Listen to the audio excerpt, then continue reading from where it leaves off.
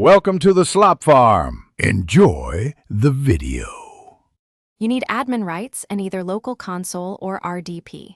Once ready, press Start, type Event Viewer, or hit Win plus R and run Event Viewer. MSC to start the console.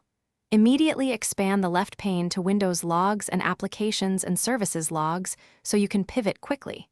You do this because Event Viewer lazily loads details.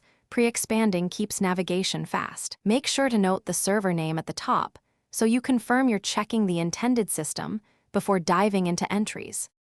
Now you'll filter and interpret logs. Select System or Application, then choose Filter Current Log, set level to Critical, Error, and Warning, and pick a time range to reduce noise. Once filtered, use Event ID and keywords or the user field to focus on relevant entries. This saves time when troubleshooting. Click an event, read the General and Details tabs to understand the cause, and copy the XML if you need structured data for documentation or escalation. Make sure to note recurring event ID. Finish by exporting and correlating evidence.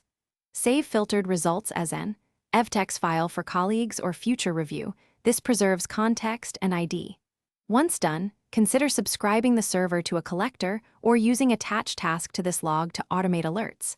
If logs are missing or stale, check the Windows Event Log service is running and confirm system time synchronization, because wrong clocks break correlation.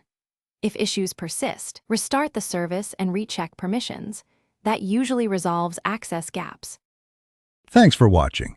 Consider subscribing if we helped you today.